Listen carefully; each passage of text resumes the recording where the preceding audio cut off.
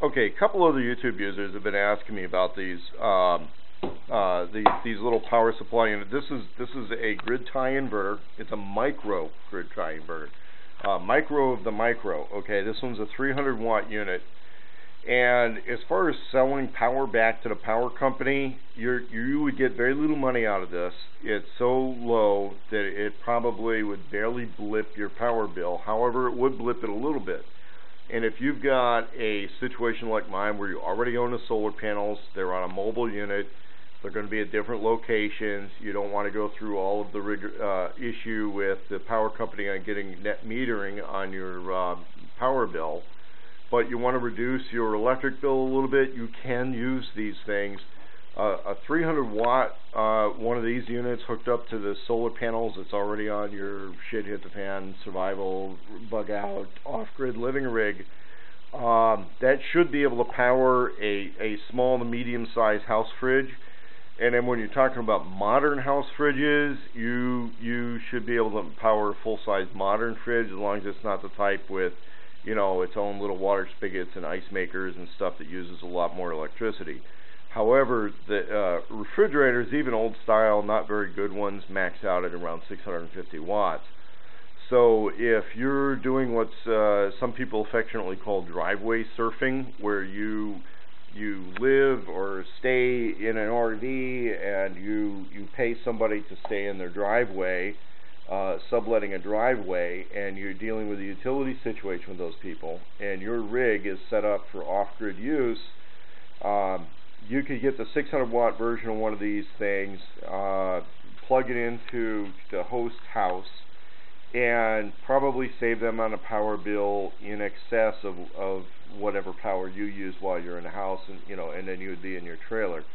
So that's one of the things that would reduce the power bill. At 300 watts, if you're in there and using it, it's kind of a gamble. However, I'm going to go over a cooperative RV park retreat type of setup where somebody could use these things and definitely save money for the full-time residents. But I'll go into that on another video. Now, as far as wiring these things up, it's like any other inverter. You got a positive and a negative. These are 1/4 inch ring connectors, and as long as you've got ring ends. Now, you can go directly from a solar panel to one of these things. Okay, so every solar panel you buy anywhere is going to have a little box like this. How complex that box is depends on a couple other factors. There's usually a positive and a negative coming out. Now, this is a Sun Electric module, and these are not clearly marked positive or negative. So when you take this out to install your wires, you have to hit it with a multimeter and figure out where you're at on your positive and negative. It's a 70 watt panel. I covered this in another video. Now, in maximum sunlight, it actually produces around 18 volts. Panel voltage is variable, but devices like this kind of even that out, just like a charge controller does. Now, when you're using this device, there's all this thing is going to do is it's going to sense power in a power grid, and then take whatever's coming in on this end and feed up to 300 watts of power into the power grid. Now, it also uses a little bit of electricity in the conversion process, so it may take around 340, 360 watts of panel power to make this thing run at maximum, which is 300 watts for this particular unit.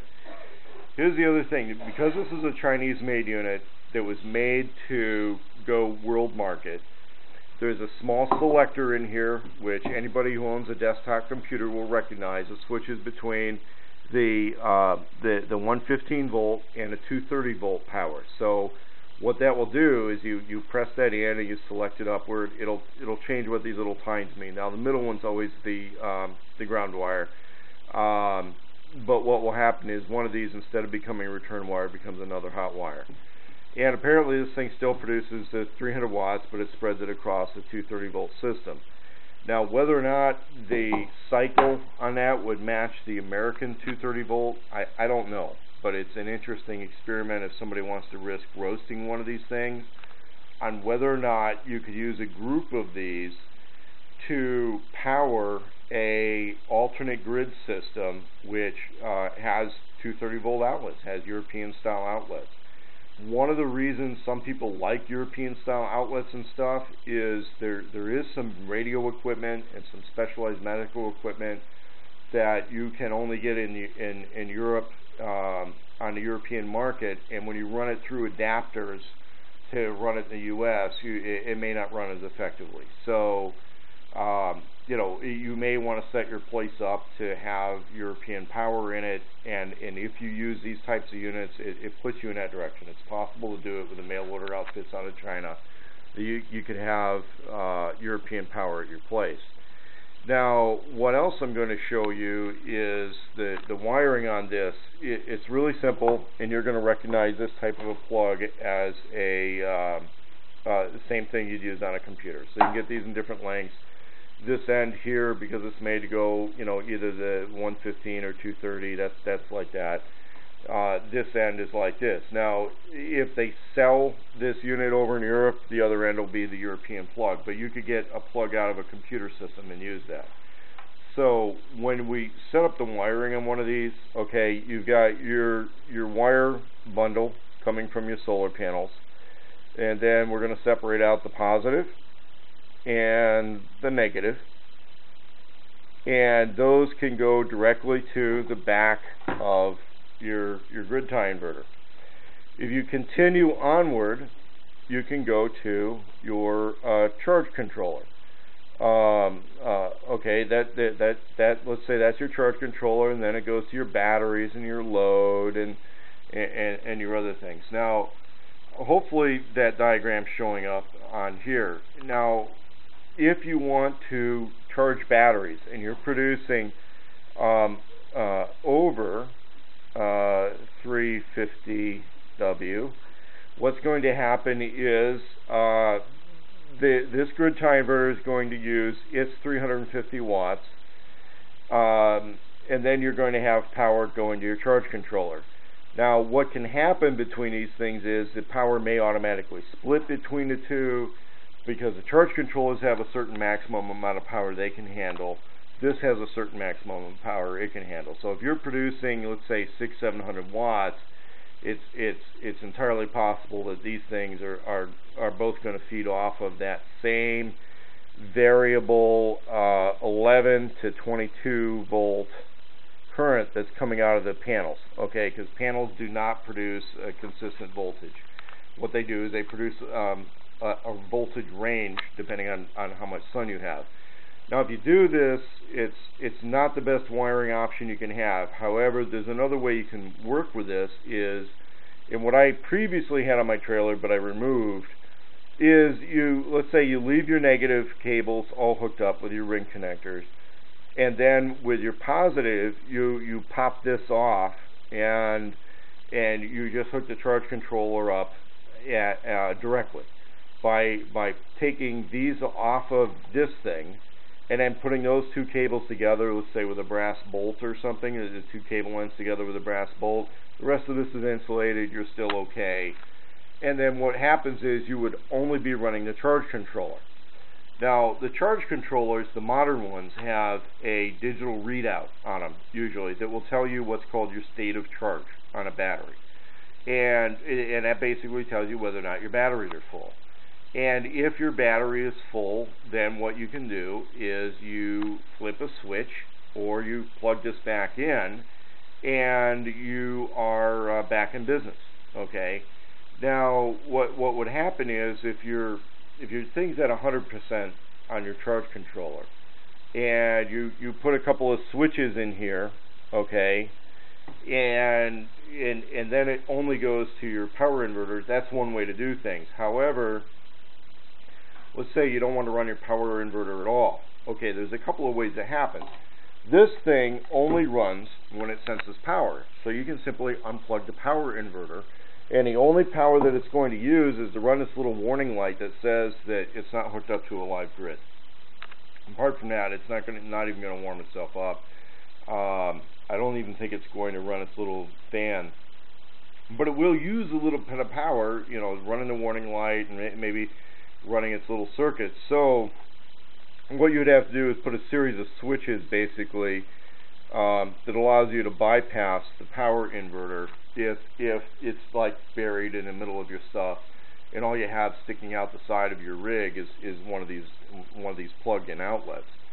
And the other thing you could do is you could simply plug this into one of the outlets on your rig, and it works that way.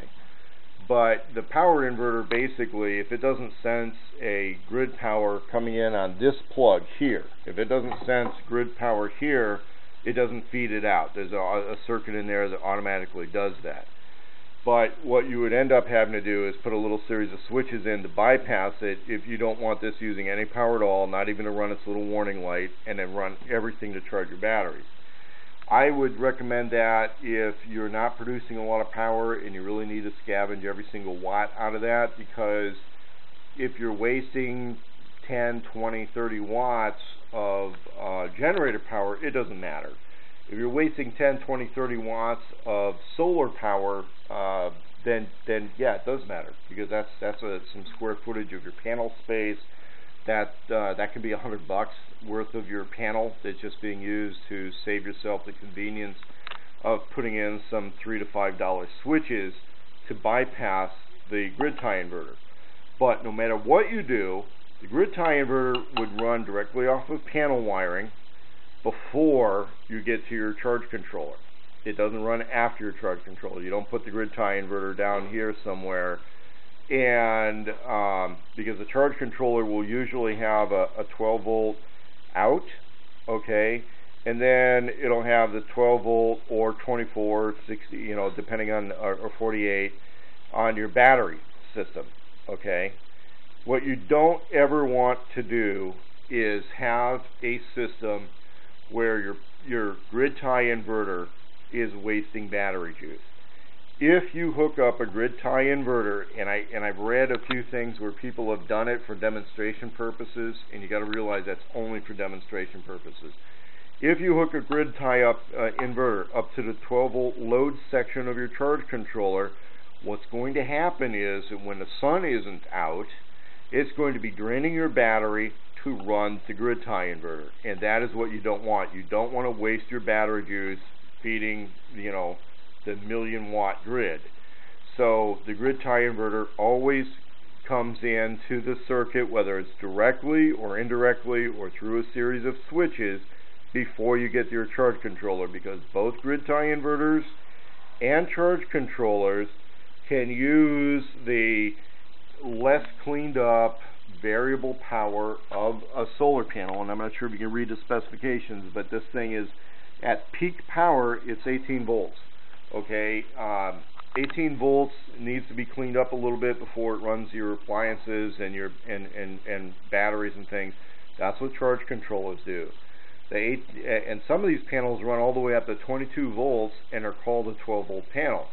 Well, grid tie inverters also clean up that power. That's part of why this thing is $100 instead of $29.95 when you buy one. It's got some electronics in it that clean that stuff up. So grid tie inverter always goes before the charge controller. It never runs off a battery, and because a charge controller is usually set up to run a 12 volt load off of a battery when the sun's not out, you don't run it off the 12 volt load section of a charge controller. The other thing is your regular inverters, okay, your 1 to 3 to 5,000 watt inverters, they do not run off the 12 volt load section of a charge controller. They run directly off the battery with big, thick, heavy cables. When we're looking at wires coming in from each individual panel, or maybe a small cluster of panels, we're looking at 14 gauge to 8 gauge wiring, okay? When we're looking at wiring going to your charge controller, usually that maxes out at 8 gauge wiring, okay? When we're looking at wire going to your 12 volt loads, again, it maxes out at 8 gauge. Small numbers mean larger wiring. The thinnest wire you're probably ever going to see on something like this is going to be 12. Okay, I've seen a few of the really lightweight charge controllers that will use 14 gauge wiring, but you really don't want to run any thinner than 12. And on my system, I have 8 gauge wires coming out of the charge controller because that can handle that. And then when it gets into the RV zone system, the RV system for the most part was a mix of 10 and 12 gauge wiring. There's a little bit of 14 gauge wiring, not much. It goes to some of the, I think the stereo was getting 14 gauge wiring. The battery cable, to charge the battery, you're maxed out at 8 gauge wiring. Now this is to charge the battery. This is not the run stuff. When you are running a low powered inverter like this thing, you could run one of these off of 8 gauge wiring, no problem at all. But when you're talking about your 1 kW to 5 kW inverters, okay, these things run big, thick, heavy wiring directly off the battery. These big inverters have a safety device in them that when the battery voltage goes below a preset voltage, they shut off. They'll stop producing your AC power. The charge controller also has a safety device that happens is once your batteries are below a certain voltage, they will stop feeding the 12 volt system. They will run the inverter until this thing will have no control over what happens over at the main inverter. This thing has no safety device that says, okay, our batteries are low, therefore we're going to turn this off. This thing will run until the batteries can no longer give it power. That's another reason why you never hook these up directly to a battery to power the grid. You would only hook these up to a solar panel, and when a solar panel stops producing power, this thing stops producing power. So at night, this thing just kind of automatically shuts down. When the sun comes out, it automatically turns on. It will produce power up to 300 watts, and then if there's overage power, it just kind of gets wasted. I don't know what happens with that. But what would happen is if you're producing a lot of power, let's say you're producing 7, 8, 900 watts, then what happens is this thing's going to take its 3 to 350. The charge controller would take its 3 to 500. They would all be feeding off of that, what I call the dirty 12 volt power system. They would all feed off of it. It's a question whether they feed off of it equally or not. It kind of depends on what the load draw is on everything. The issue with that is that sometimes if a charge controller is rated for only 30 amps, it's a question of whether or not that thing is going to burn itself up when this thing gets unplugged and then the charge controller is all of a sudden getting 70 amps through it. Then you might have an issue. Or it only deals with 30 amps to run everything, and then after the 30 amps it just doesn't take the power anywhere, and it just kind of sits there. And that's what I'm not quite sure. You got to experiment with this, and it depends a little bit on the brand of charge controller you have. Now, the charge controllers that you can readily get, Harbor Freight now sells a 30 amp charge controller. There's several available. There are 20 to 50 amp charge controllers readily available on eBay for under $100. And then these units are $100 to $300 depending on which models you get. The other thing you can do is you can get some Xantrex, that starts with an X, Xantrex charge controllers, which do everything. They basically have all the switching built in internally. Some of them even have the inverters, the power inverters built in internally, so that you plug your panels into your Xantrex unit. It has its own charge controller. It has its own inverter.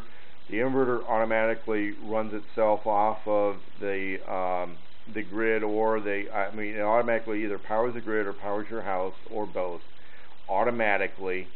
And it runs itself off the batteries automatically, and everything is internal. The issue is those things start at about $1,200. So you would save yourself a lot of work with tricky wiring by using one of those, but they're an expensive unit, and they're generally made to handle larger amounts of power, so once you buy one, you're not buying anything else. With these things, if you scale up your system, you unplug one box, you replace it with another box, and until you're getting up into that 5 kilowatt type of range, you just scale up your system. Once you're up into the 5 kilowatt range, you probably need to go buy the Xantrex equipment.